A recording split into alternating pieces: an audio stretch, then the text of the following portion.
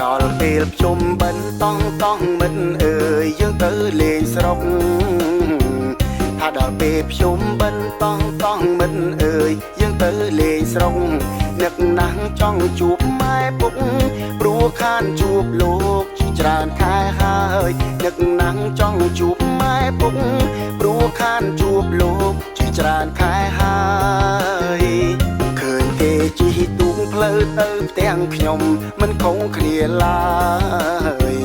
ឃើញគេជិះទូកផ្លូវទៅផ្ទាំងខ្ញុំមិនខុសគ្នាឡើយទឹកជន់លិចបឹងល្វឹងល្វើយលិចផ្លូវបាត់ហើយក៏តែជិះទូកទឹកជន់លិចបឹងល្វឹងល្វើយលិចផ្លូវបាត់ហើយក៏តែជិះទូ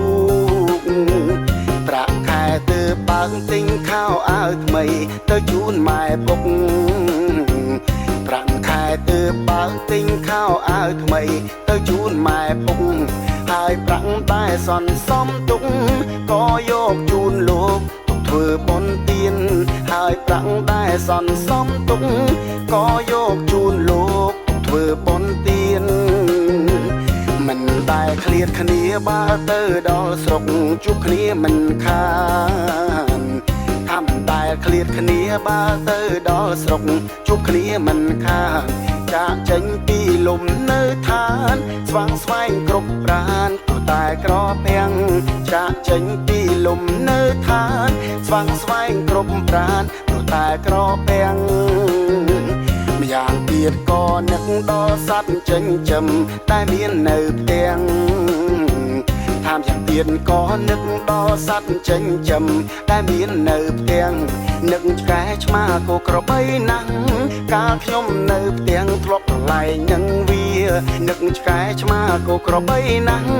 កាលខ្ញុំនៅផ្ទាំងធ្លាប់ប្រឡែងនឹងវាឃើញគេវិចនំប្រហែម្ដាយខ្ញុំក៏វិចដូចគ្នាឃើញគេវិចនំប្រហែម្ដាយខ្ញុំក៏វិចដូចគ្នាទៅដល់ផ្ទះជួយការងាររូនរាំងមនីជួយស្ងោរនំម៉ែទៅដល់ផ្ទះជួយការងាររូនរាំងមនីជួយស្ងោរនំម៉ែ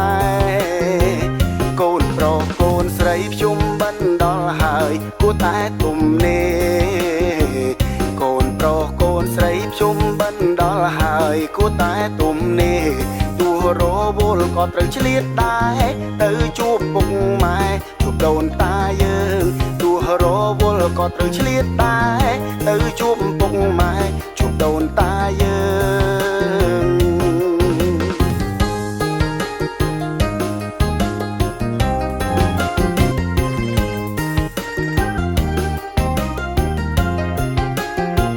ដល់ពេលភ្ជុំបិណ្ឌតង់មិត្តអើយយើងទៅលេងស្រុក